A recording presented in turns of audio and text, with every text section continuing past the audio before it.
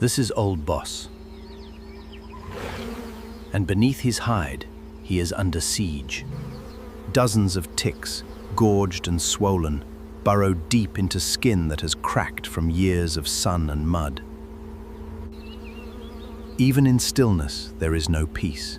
His skin twitches, an old, useless defense against a war he cannot win alone.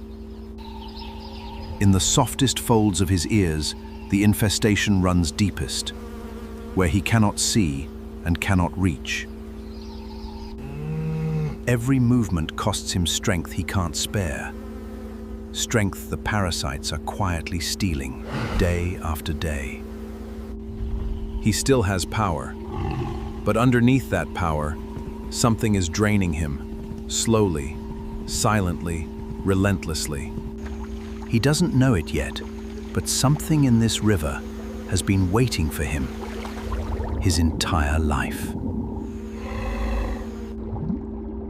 Hundreds of fish arrive, not by coincidence, but by instinct honed across thousands of generations. This is no accident of nature. This is an ancient, precise partnership, written into instinct. One tick at a time, the parasite is torn free. A small, brutal act of mercy. But for every parasite removed, more remain, patient, embedded, feeding still. Look closely, and the horror becomes clear. These are not insects. They are colonies, feeding in silence.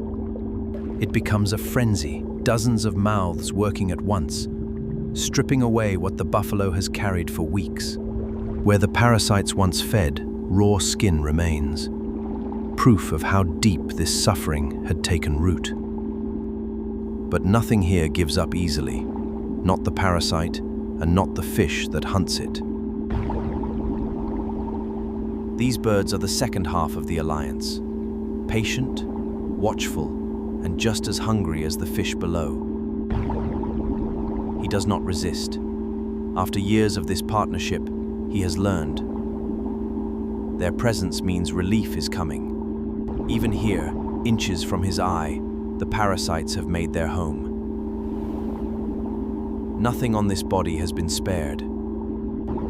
One tick at a time, one small wound at a time. This is what survival looks like, stripped of any comfort. His eyes have carried this weight for so long, he no longer flinches. Endurance has become instinct. A full flock descends, and for a few precious minutes, the war beneath his skin finally tips in his favor. This is the true scale of it. A colony of parasites so dense, it becomes impossible to look away. The river gives him relief, but it can never give him rest. Not truly, not completely. Scars mark the places where this battle has already been fought and lost more than once. Some parasites cling harder than others. It takes every one of them working together to win this fight. Even breathing brings no true escape. The parasites have found every soft, unguarded place on his body. Nowhere is too small, too hidden, or too strange for this partnership to reach. Every ripple in this water carries the same quiet purpose. Relief, one small mouthful at a time. And then, release. One less parasite feeding on a body that has already given so much.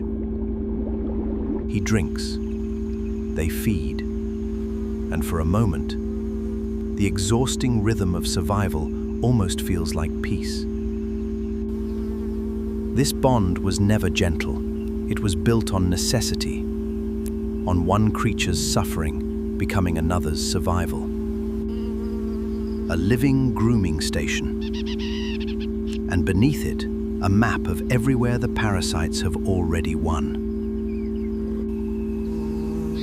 Around him, the savanna moves on, indifferent to the quiet war being fought beneath his hide. But the work is never finished.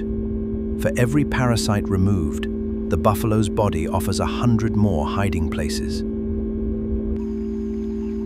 As daylight fades, exhaustion settles into every line of his massive frame. He carries them without complaint, passengers on a body that has learned to endure almost anything. Even his simplest moments, a mouthful of grass, happen under the shadow of this endless infestation. He is not alone in this river's story, but his burden, the ticks, the flies, the constant itch beneath the skin, is his alone to carry. One more parasite gone, one more small wound to heal.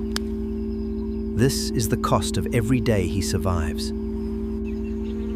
Calm returns to the water. But calm, for Old Boss, is only ever temporary. Already, new parasites are finding their place. The war beneath his skin never truly ends. And yet, he drinks. He endures. He keeps moving forward, as he always has. Out on the open plain, his suffering is invisible to every other creature around him, carried in silence, as it always has been. In his eyes, there is no self-pity, only the quiet endurance of a creature who has never known anything else. The oxpeckers rise, their work done for now. But they will return. They always do. Every creature here carries its own quiet burden, and every one of them keeps going because there is no other choice.